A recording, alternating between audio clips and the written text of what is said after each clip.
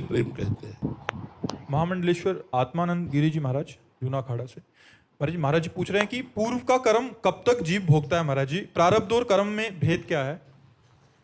संचित कर्मों से जो शुभ और अशुभ कर्म निकाल करके शरीर का निर्माण किया गया उसे प्रारब्ध कहते हैं। अनेक जन्मों के किए हुए एकत्रित कर्म को संचित कर्म कहते हैं। जो इस जन्म में हमारे द्वारा कर्म बंध है उन्हें क्रियमाण कहते हैं। जब तक ब्रह्म साक्षात्कार नहीं हो जाता तब तक पूर्वकृत जो संचित कर्म है वो भस्म नहीं होते और क्रियमाण निष्फल नहीं होते, तो उसका पुनर्जन्म होता है।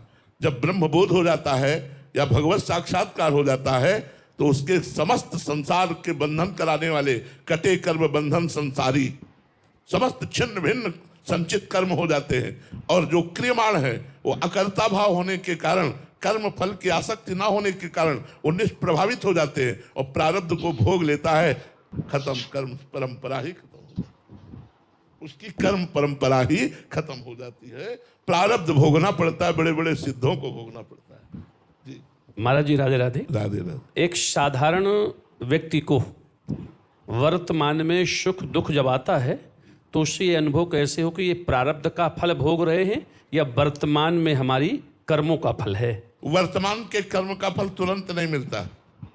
वर्तमान के फल का जो क्रियमाण है उसका फल तुरंत नहीं देखा जाता। जैसे वर्तमान में कोई बहुत धर्मात्मा है लेकिन पीड़ा को प्राप्त हो रहा है, और वर्तमान में कोई बहुत पापात्मा है और बहुत सुखी देखा जा रहा है, वो वर्तमान का नहीं है, उसका पूर्व पुण्य है। वर्तमान में पाप कर रहा है, पूर्व पुण्यों के प्रभाव से वो अभी सुख को भोग रहा है, लेकिन जब वर्तमान का किया हुआ कर्म आगे जाकर फल देगा तो उसका नाश हो जाएगा। धर्मात्मा पुरुष वर्तमान में धर्म से चल रहा है लेकिन दुखी देखा जाता है। वर्तमान में उसका पाप कर्म का संयोग चल रहा है, जिस समय पाप कर्म नष्ट हुआ और वर्तमान का जो पुण्य है, धर्म है, और आगे जाकर के उसे महासुख प्रदान कर देगा, तो ये पूर्व प्रारब्ध का ही होता है, वर्तमान का नहीं होता। वर्तमान का केवल एक है कर्म जो तुरंत सारे पुण्यों को नष्ट करके दुख प्रदान करेगा, वह है संत अपराध।